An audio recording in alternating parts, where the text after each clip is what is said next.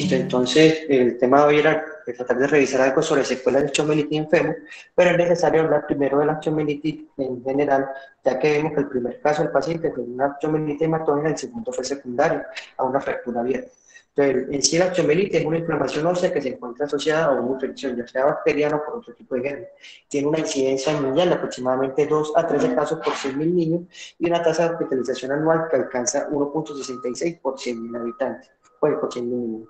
Se sabe que en los países que se encuentran en desarrollo, debido a su problemática social y su problemática en cuanto al seguimiento y a todas sus condiciones sociales, su tasa de presentación es 10 veces mayor comparada con los Estados Unidos. Y se dice entonces que los países en desarrollo presentan más osteomielitis y más complicaciones de esta debido a los retrasos en el diagnóstico y el manejo de estos pacientes.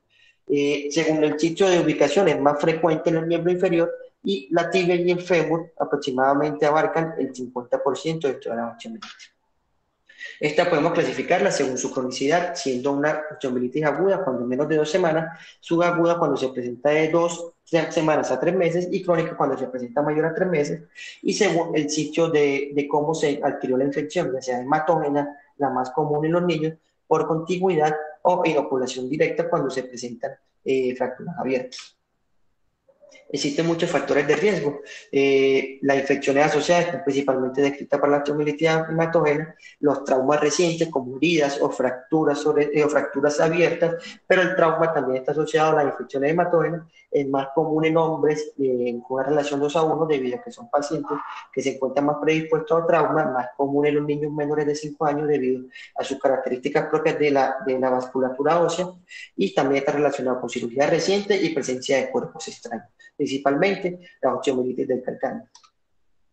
Entonces, en cuanto a la osteomielitis hematógena, está asociado a bacteremia, pero se dice que por sí sola la bacteremia no causa de manera frecuente la osteomielitis, sino que comúnmente está precedida de algo más. Y lo más común es que sea precedida del trauma, que se puede presentar y encontrar hasta en un 30 a un 63% de los casos. Pero ¿por qué se presenta esta osteomielitis hematógena en los niños? La parte de la vasculatura de ellos, en la zona metafisiaria, los vasos se vuelven más tortuosos y entonces da que la sangre tenga un tránsito mucho más lento y tenga más espacio y más tiempo que une la bacteria en esta zona, por lo cual es mucho más frecuente la infección en la zona metafisiaria. Dentro de los gérmenes, en cuanto a la osteomielitis hematógena, es más común el estafilococcus aureus, pero se ha visto que dependiendo de la edad del paciente se pueden presentar como la quinguela en los pacientes menores de 4 años, y en aquellos pacientes que no tengan antecedente de vacunación se puede presentar la hemófilos influenza, el estreptococcus pyogenes también se puede presentar. Esto en cuanto a la hematógena. En cuanto a la parte traumática, se pueden encontrar cualquier tipo de gérmenes, incluso los gram negativos, como vimos en el caso del segundo paciente. Todos estos pacientes, los signos y síntomas que principalmente describen son el dolor, que se presenta hasta el 81% de los pacientes y asociado a signos locales. La fiebre no siempre se va a presentar, por lo cual un niño que no tenga fiebre no quiere decir que no tenga ningún proceso infeccioso osteomuscular. Importante, todo niño que presente cojera o no quiera apoyar la extremidad o tenga pseudoparálisis de la extremidad, en los niños mucho más pequeños, sospechar que no tenga una infección. Importante preguntar antecedentes de trauma reciente, si ha tomado antibióticos de manera reciente y si tiene sus vacunas completas. Dentro de los paraclínicos, si bien tenemos que mandar los reactantes de fase aguda iniciales, con el hemograma, la sedimentación y la PCR, tenemos que el hemograma, la leucocitosis, se va a presentar solo en un 30%, por lo cual no es un buen paraclínico para tener ni el diagnóstico inicial ni el seguimiento de estos pacientes. La sedimentación sí se va a encontrar elevada en estos pacientes hasta un 90%, pero importante que esta sedimentación se demora hasta 4 semanas para disminuir su pico inicial, por lo cual no sirve para el seguimiento de estos pacientes, y por esto mismo hacemos el seguimiento con la PCR, la cual es muy útil para el diagnóstico, para el seguimiento. El descenso de la PCR está descrita que se puede presentar hasta en 7 días, pero cuando nosotros comenzamos a manejar a estos pacientes al tercer día, si tiene una adecuada respuesta al manejo, ya al tercer día está presentando hallazgos de disminución de esto. Importante con los pacientes, los cultivos, y no solo los cultivos de hueso ni de tejidos blandos, sino también los hemocultivos que se pueden aislar hasta un 50% de estos pacientes, y es importante porque estas van a guiar el tratamiento. Porque si bien es cierto, el manejo inicial puede ser con tratamiento antibiótico empírico, si tenemos un aislamiento nos va a ir mucho mejor en ello.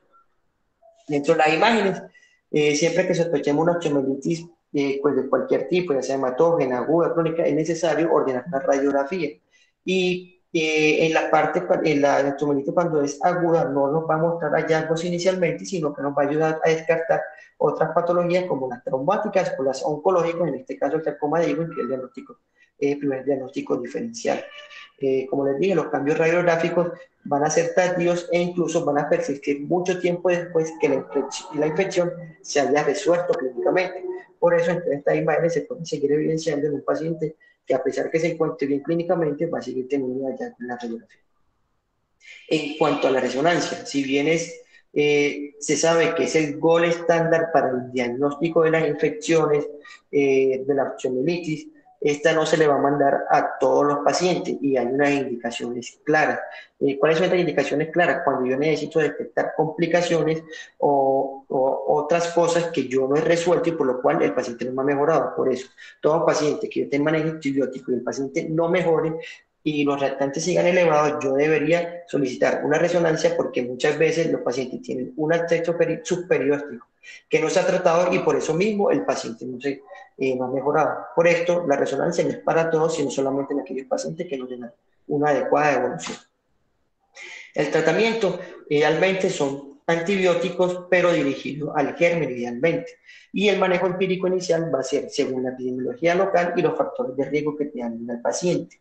Estos tratamientos, si bien se puede leer que anteriormente el tratamiento se daba hasta por 48 días, cada vez se está buscando la manera de que este tratamiento sea ni a menor tiempo e incluso ya se han visto que el tratamiento puede durar de 3 a 4 semanas y en otras revisiones dicen que el tratamiento antibiótico lo voy a guiar según la respuesta clínica y el descenso de los reactantes que tenga el paciente. Importante, este manejo inicial tiene que hacerse con antibióticos intravenosos, pero yo debo asegurarle al paciente el cambio al manejo oral para que el paciente pueda seguir recibiendo el manejo en casa y esto lo voy a determinar según la evolución clínica del paciente y el descenso de la PCR. Otra cosa importante, yo debo, antes de darle al paciente el alta, el día anterior debo introducirle el manejo antibiótico oral para mirar la tolerancia a este y ya al día siguiente, si el paciente tiene adecuada tolerancia, ya le puedo dar salida sin ningún tipo de inconvenientes. La cirugía no está indicada para todos los pacientes cuando una osteomielitis aguda, solamente en aquellos pacientes que presentan accesos profundos o subperiósticos, en pacientes que yo no encuentro una respuesta al manejo antibiótico y en aquellas infecciones crónicas que presentan infecciones recurrentes. Son a los pacientes que yo le voy a realizar manejo quirúrgico. Dentro de los factores de riesgo para presentar secuelas está principalmente el diagnóstico y el tratamiento tardío y se considera que este es el principal factor de riesgo. Todo paciente que se demore para diagnosticarle y para tratarle la osteomielitis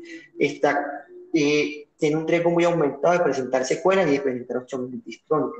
La no adherencia al tratamiento también está relacionado con las secuelas y esto puede ser debido a que los tratamientos pueden llegar a ser un poco largos y que los pacientes no toleran de manera adecuada el antibiótico y también está descrito cuando hay infecciones por gérmenes multiresistentes, principalmente el estafilococo aureus meticilino resistente, que hasta un 33 a un 85% de estos pacientes van a presentar secuelas. Y esto está asociado a que la bacteriemia de ellos va a ser más persistente a pesar del manejo, está más relacionado a un mayor número de cirugías y estancia hospitalaria y está más relacionado con presencia de excesos subperiósticos, piomiositis y con alta incidencia de trombosis venosa profunda, que es una de las complicaciones que puede presentar los pacientes con osteomielitis.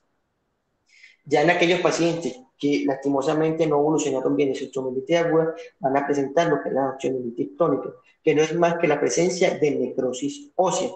Y esta se va a presentar el 50% del fémur y la tibia, y la característica principal de la osteomielitis crónica es la presencia de la fístula y en los estudios de imagen la presencia del secuestro y se puede presentar involucro, que es la respuesta que da el hueso de cubrir esas necrosis óseas y de formar hueso nuevo sobre esa zona. Como observamos en la imagen de la derecha, la presencia del secuestro, el involucro cubriendo el secuestro y la presencia de la fístula.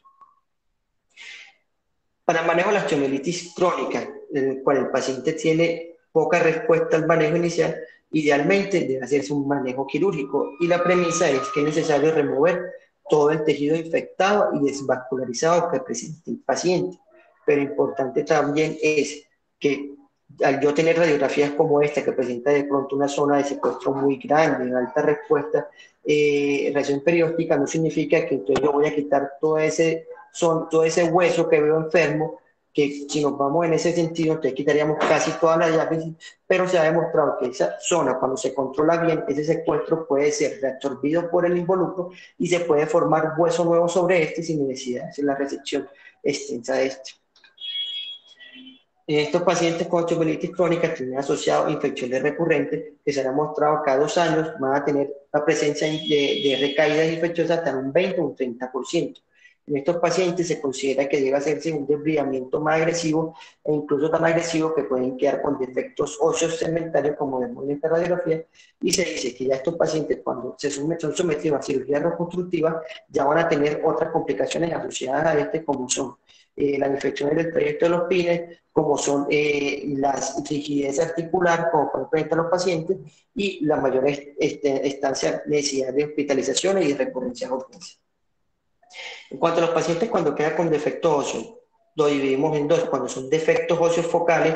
que todavía tengo algo de estabilidad de una zona del hueso, como en el caso del paciente que presentamos, que solamente tenía un defecto focal lateral. En estos pacientes se dice que se puede hacer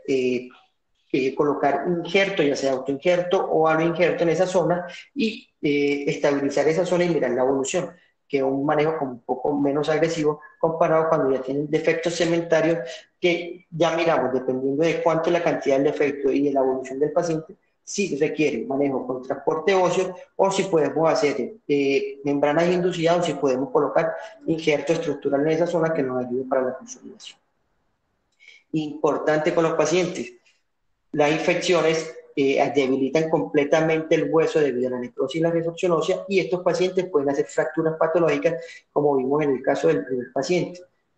Con ellos, ¿qué debemos tener? Anticipar el riesgo de sufrir la fractura patológica. Y si yo encuentro un hueso así enfermo, debo pensar que este paciente debo proteger la extremidad y ya miramos con qué se la protegemos. Si la hacemos con ortesis, si la hacemos, colocamos un yeso y dependiendo de la evolución que tenga el hueso, defino yo el tiempo que requiere el paciente de proteger la extremidad. Estas fracturas patológicas están más asociadas a retrasos en la consolidación, a no unión y maluniones, por lo cual es importante evitar que el paciente se fracture.